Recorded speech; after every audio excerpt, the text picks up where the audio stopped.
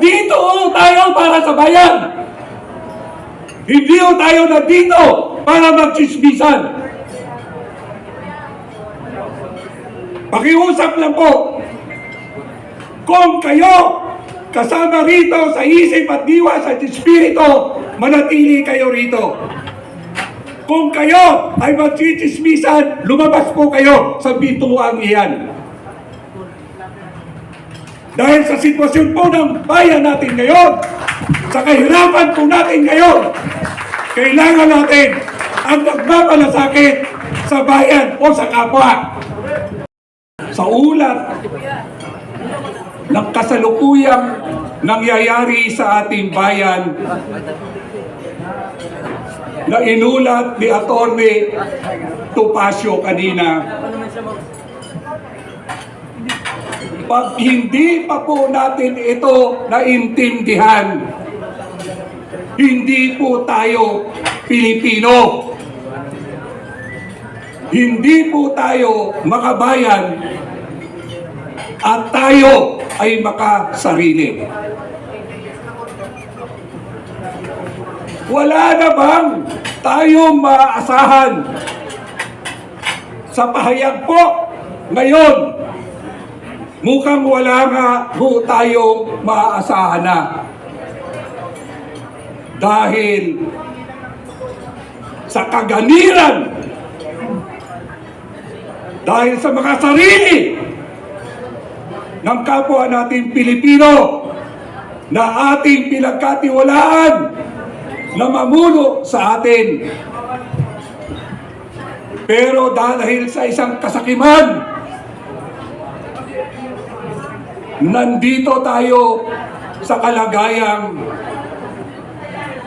para bang wala na tayong maasahan. Alam ko po, pakiusap po sa kapwa na nandito ngayon, alam niyo ho ba ano ang ibig sabihin ng kampilan?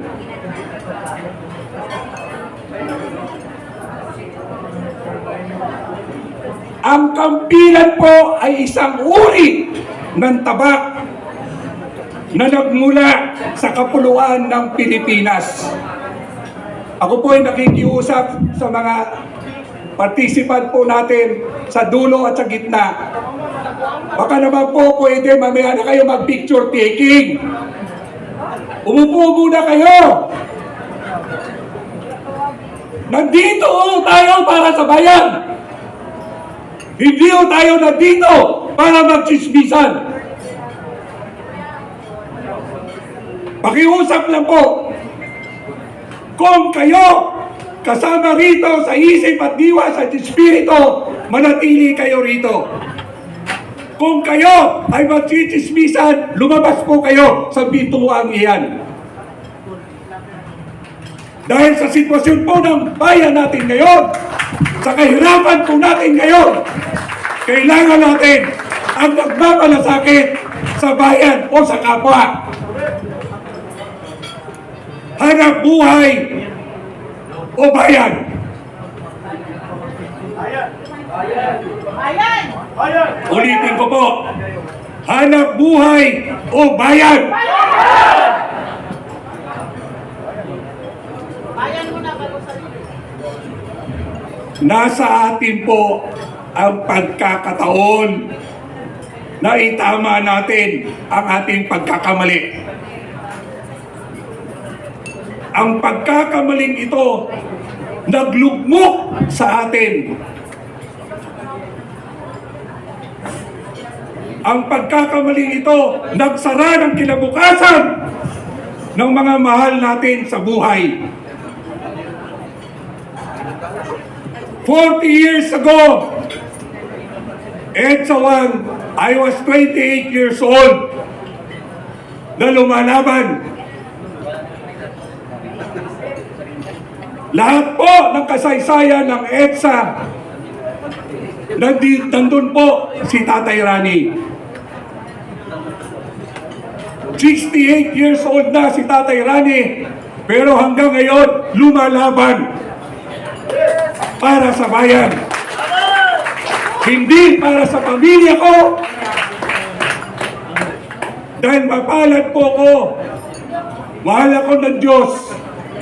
Lahat po ng anak ko ay puro professional na. Nakakapagod. 68 years old, nagrarally pa rin.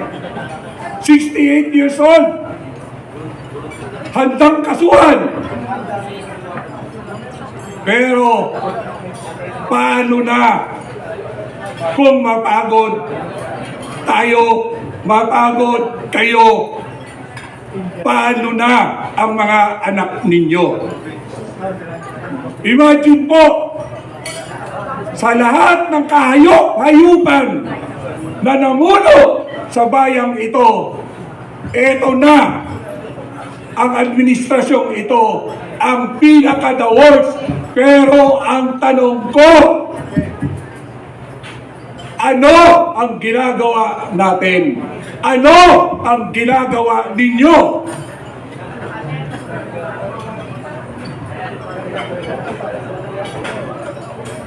Magising na po tayo. Ang pagbabago po na hinihiling natin magsisimula sa sarili natin. Ngayon pa lang, patunayan natin na lahat tayo na nandito ngayon ay tunay na mahal natin ang ating bayan. Alisin natin ang pagiging makasarili natin.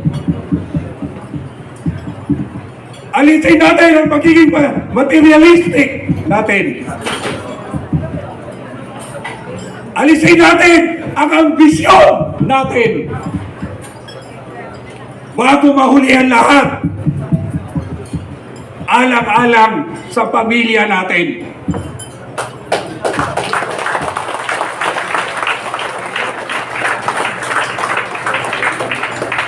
Dumayo po kayo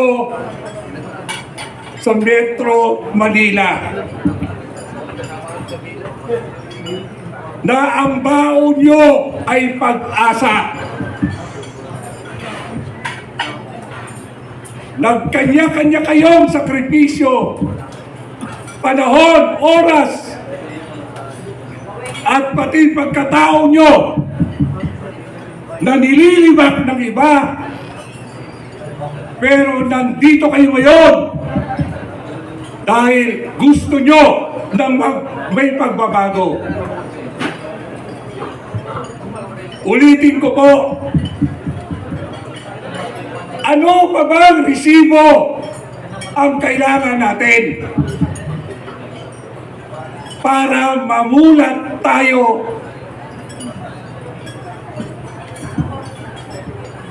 nakakaingit ang mga bayani natin noon? Dahil lantad sila na lumalaban. Ang daming gustong lumaban, ayaw naman humantad.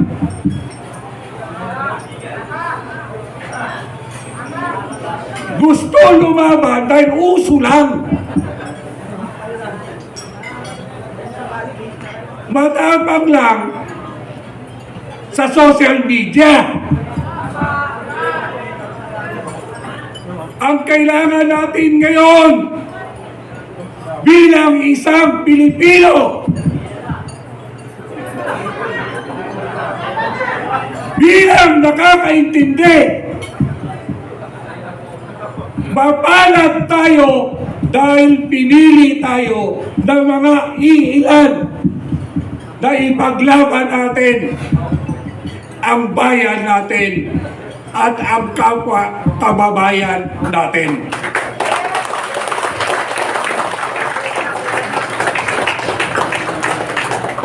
Muli po, bukas, 1 taon na nakinidnap nila si Tatay Digong. Alam niyo ba, ang inyong abang lingkod, saksi, nandun sa Villamor, alam niyo yung ibang vloggers dito, nakasama ko kayo doon.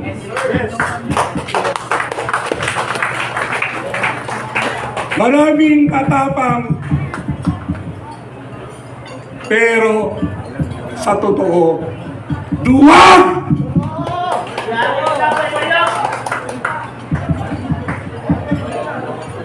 Duwag!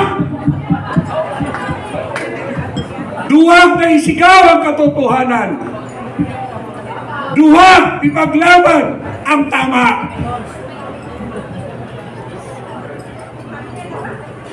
Kanina ho ba, kung naisa puso nyo ang dalawang kanta